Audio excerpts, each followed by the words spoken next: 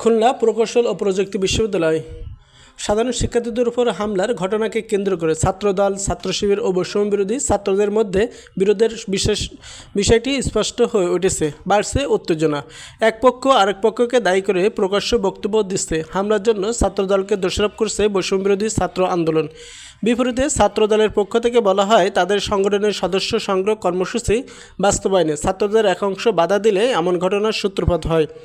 বৈষম্যবিরোধী ছাত্র আন্দোলন ক্যাম্পাসগুলো প্রাধান্য বিস্তারের চেষ্টা করছে বলে মন্তব্য করা হয়।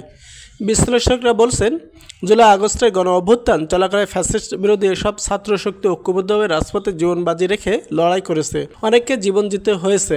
১৫০০-এর বেশি ছাত্র জনতা শহীদ হয়েছেন, গুরুতর আহত হয়েছেন কম বেশি ৩০,০০০। অথচ ফ্যাসিস্ট বিরোধী শক্তির অন্যতম নিয়ামক হিসেবে খ্যাতি পাওয়া এসব ছাত্র সংগঠনের শক্তিগুলো এখন ভবিষ্যৎ ছাত্র রাজনীতির কর্তৃত্ব ধরা রাখে সহ বহুমুখী স্বার্থ রাজনীতির নানা হিসাব নিকাশের মধ্যেও নিজেদের প্রতিপক্ষ বানাচ্ছে। তারা মনে করেন এটি পুরো জাতির জন্য দুর্ভাগ্যজনক। শুধু নয়, এর মধ্য দিয়ে সর্বনাশের পদধ্বনিও শোনা যাচ্ছে। এটি এক ধরনের অশনি সংকেত বটে। এর পিছনে তৃতীয় পক্ষের দূরবর্তী ইন্ধন থাকতে পারে।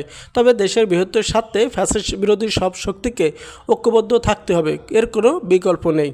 প্রসঙ্গত, ছাত্র রাজনীতি নিষিদ্ধের দাবি নিয়ে বিরোধের জেরে মঙ্গলবার কুয়েট ছাত্রদলের সঙ্গে বৈষম্যবিরোধী ছাত্র আন্দোলন ও সাধারণ শিক্ষার্থীদের ব্যাপক সংঘর্ষের ঘটনা ঘটে। এতে অর্ধশতাধিক আহত হন। দেশীয় অস্ত্র লাঠিসোঁটা নিয়ে মঙ্গলবার কয়েক ঘণ্টা চলা সাধারণ ছাত্রদের উপর এ হামলার ঘটনায় জড়িত যুবদলের একজনকে এর মধ্যে বহিষ্কার করা হয়েছে। আরও কারা জড়িত তা চিহ্নিত করার চেষ্টা চলছে। বাংলাদেশ ইসলামী ছাত্র শিবির কেন্দ্রীয় সভাপতি জাহিদুল ইসলাম গণমাধ্যমকে বলেন, কুয়েট একটি ছোট ঘটনায় বহিরাগতদের যুবদল ও বিএনপি নেতাকর্মীদের নিয়ে ছাত্রলীগ স্টাইলে হামলা করা হয়েছে। বিভিন্ন গণমাধ্যমে এগুলো স্পষ্ট প্রমাণ উপস্থাপন করা হয়েছে। কিন্তু এরপরও তাদের ছাত্রদল ভিকটিম সেজে কর্মসূচি দিয়েছে। তিনি আরও বলেন, এই সংকট থেকে উত্তরণের জন্য সবাইকে জুলাই স্পিরিট ধারণ করতে হবে। সাধারণ শিক্ষার্থীদের মনস্তত্ব অনুধাবন করে সেই অনুযায়ী রাজনৈতিক কর্মকাণ্ড পরিচালনা করতে হবে। এসব ঘটনা যারা জড়িত তাদের দৃষ্টান্তমূলক শাস্তি ব্যবস্থা করতে হবে। এদিকে শিক্ষার্থীদের বড় একটি অংশ মনে করছে, বিশ্ববিদ্যালয়গুলো ছাত্র সংসদ নির্বাচন না হওয়া সংঘাতের ঘটনা বাড়ছে। এ বিষয়ে দাবি শিক্ষার্থী আব্দুল্লাহ আল মামুন গণমাধ্যমকে বলেন, আমরা যখন জুলাই আগস্টে আন্দোলন করেছি তখন নজরুলভিত্তিক ছাত্র রাজনীতির বিরোধিতা করেছিলাম। একই সঙ্গে বিশ্ববিদ্যালয় ক্যাম্পাসগুলো ছাত্র সংসদ নির্বাচনের দাবিও জানিয়েছে।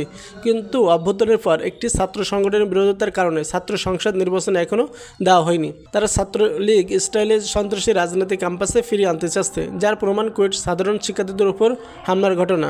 ছাত্রদলের সংবাদ সম্মেলন। বুধবার বিকেলে ঢাকা বিশ্ববিদ্যালয়ের ছাত্র শিক্ষক কেন্দ্রে এক সংবাদ সম্মেলনে ছাত্রদলের কেন্দ্রীয় সভাপতি রাকিবুল ইসলাম রাকিব বলেন, ৫ আগস্ট পরাজিত শক্তি এবং ৫ আগস্টের পরবর্তী সময় যারা ছাত্রলীগের সন্ত্রাসী সহযোগিতা হিসেবে ছিল তারা শিক্ষাপ্রতিষ্ঠানে গোপনে তাদের সাংগঠনিক কার্যক্রম পরিচালনা করলেও প্রকাশ্য গণতান্ত্রিক চর্চা বাধাগ্রস্ত করছে। মব সংস্কৃতির মাধ্যমে বিভিন্ন অনাকাঙ্ক্ষিত ঘটনা সৃষ্টি করছে।